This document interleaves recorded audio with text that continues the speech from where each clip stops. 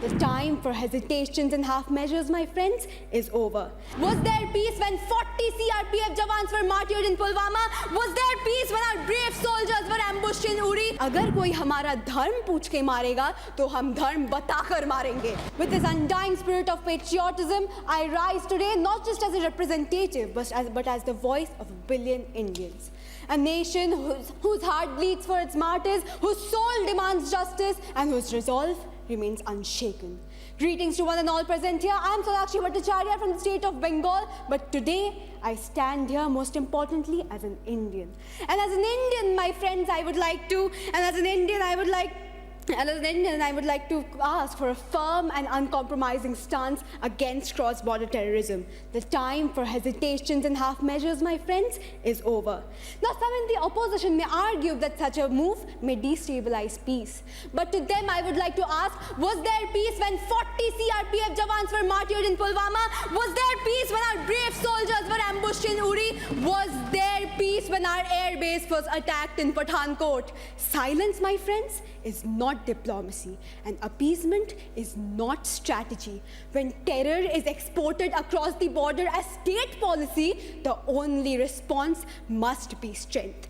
Under this very government, our border security forces are stronger, sharper, and more technologically equipped than ever before.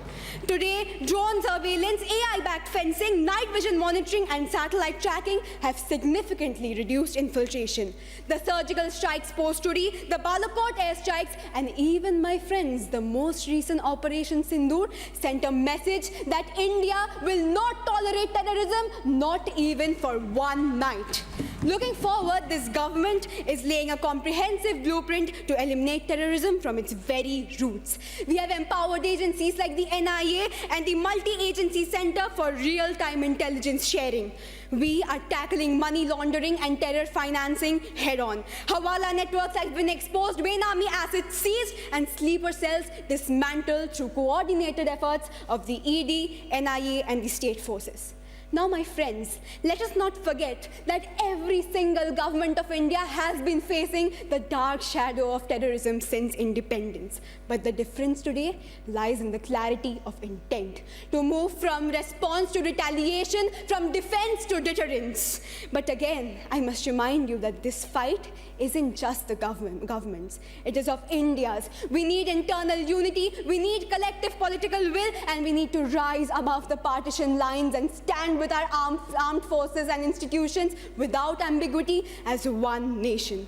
So I ask this House, will we let the pain of our martyrs go in vain? Will we keep waiting for another attack to wake up? Or will we act now boldly and decisively as one nation?